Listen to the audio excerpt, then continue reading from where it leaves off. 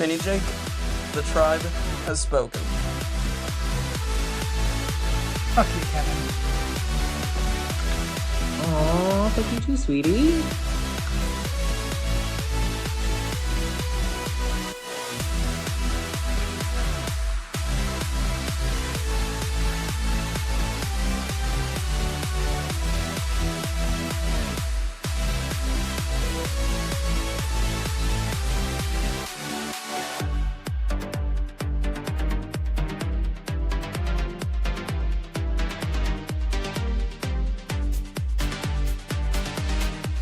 I'm JJ, one of the original Tribe of Nerds members. You can catch me on Marvel, Pokemon, and other gaming podcasts. What up? It's Josh, resident superhero nerd, but I also dabble in the occasional super villain as well.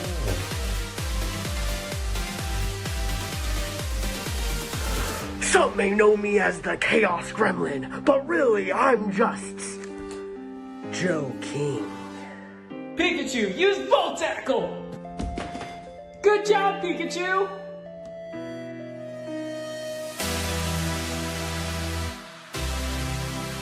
On the Tribe of Nerds.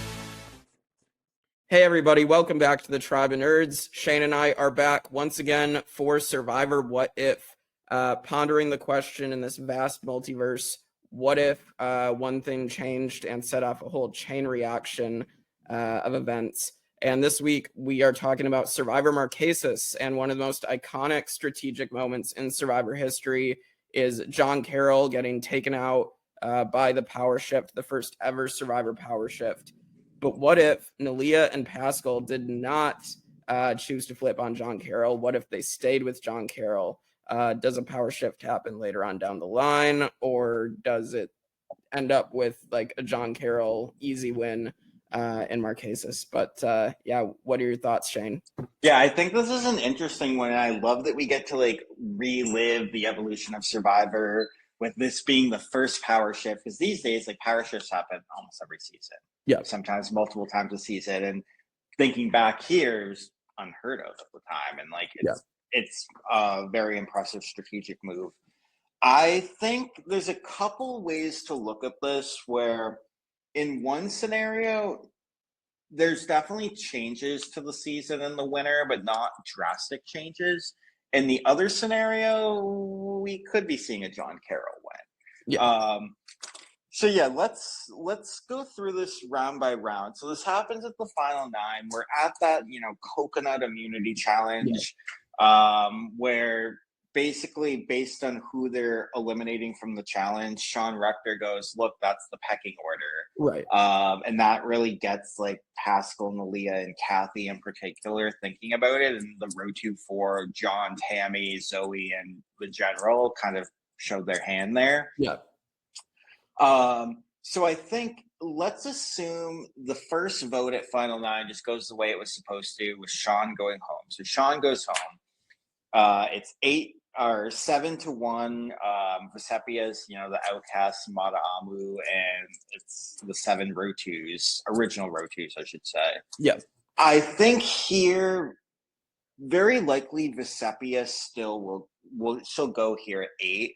There's a potential scenario where once Sean goes, she kind of gets to Kathy and is like, look what's happening. You're going to go next, and can force a 4-4 tie.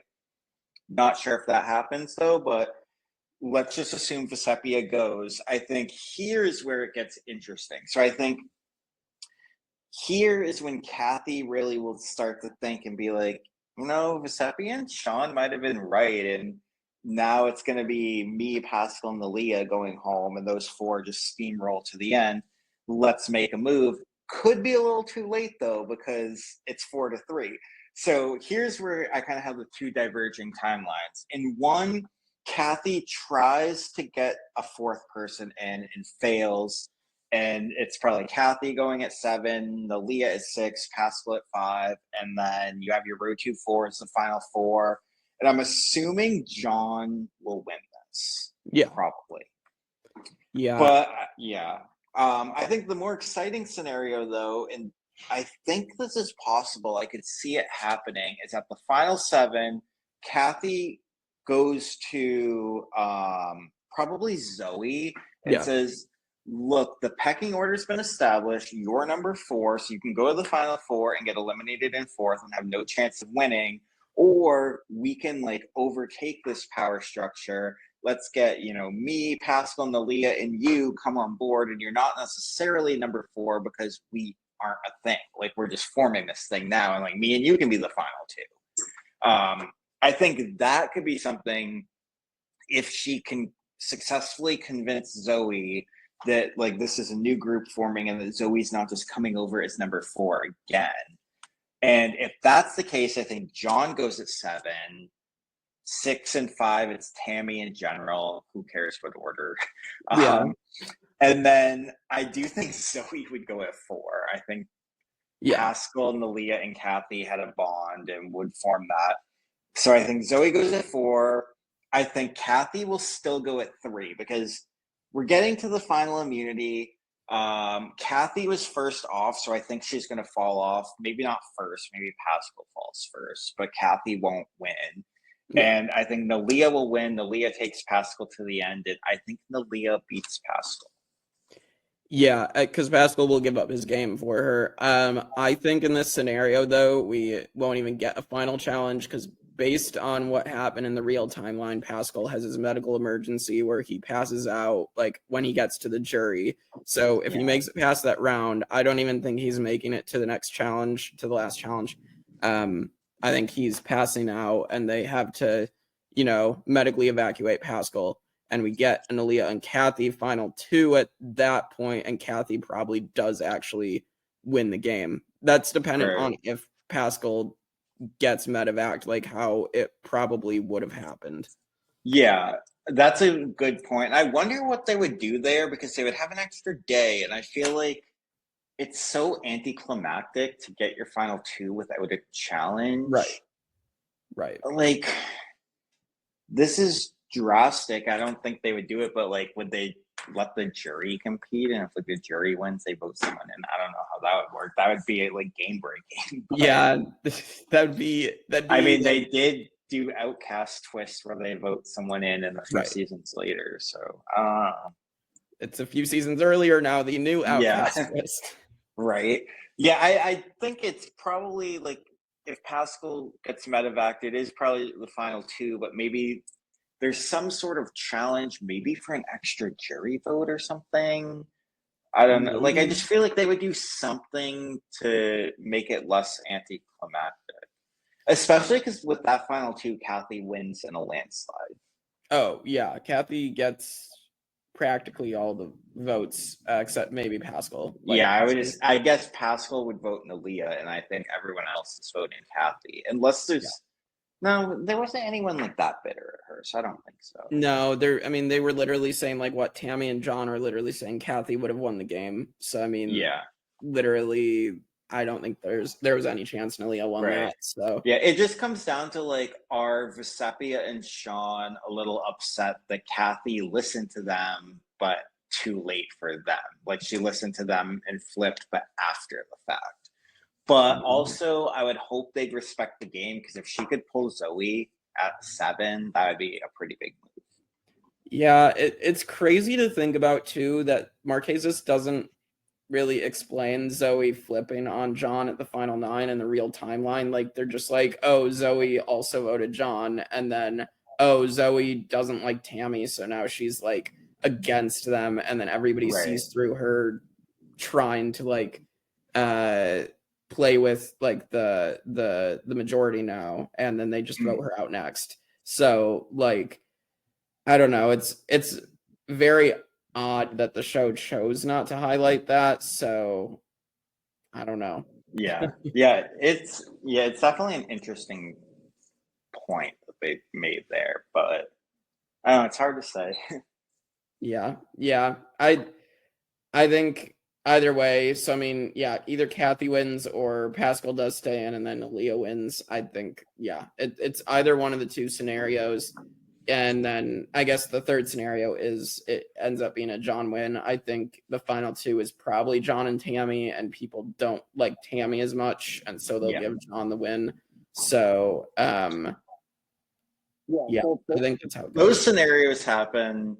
let's think about winner rankings. So if Neleh wins, I'd definitely put her lower than Vesepia because I think I have Vesepia like low to mid 20s. I think Neleh would probably be in the 30s. I think so too. I had Vesepia at 21. Yeah. So I had her a bit higher, but like because she was part of that power shift and she did use her social gameplay to advance in some areas. So I would say Neleh is probably in the 30s. If Kathy wins, I mean Kathy, she's definitely in the upper echelon of winners, which for me there's like I think it's about 16. The top 16 is all like really, really strong winners. I'm tempted to say top 10, but it just depends, like, because there are some good games that come after hers. But I think if she's not top 10, she's just outside of it. But I could even see a case for getting her closer to top 5. Yeah, I think, let's say we still have the same 3 winners in this alternate timeline. I think Kathy is now the most beloved winner in Survivor history. Oh, yeah. For a while, too. I mean, I'm trying to think who, I guess Tom Westman would rival her when he comes around. Yeah. But yeah, it would have been Kathy, Ethan, and Tom, like for the first 10 seasons. Right. So yeah, it's interesting to think about. And then the other timeline, John as a winner, I mean, he was so dominant. He's probably like, it's probably him and Hatch in the top. And then when Brian Heidt comes next season, like they're the top 3 because they're the most dominant. And oh yeah, for sure. So, and then I guess Tom and Chris Doherty would be top 5, maybe. At least Tom would be 4th or in that 4. So it'd be, I think that's how it would shake out. Yeah. Yeah. So definitely a lot of legacy changes would happen if we had some other winners. Because I do think as a winner, Vesepia is definitely underrated. Like at one point I had her as the worst winner, but I wasn't fully seeing like just how transformational her game was. Yeah. For sure. Yeah. Yeah, I mean, I think we covered it. So yeah, that's the first power shift in Survivor history.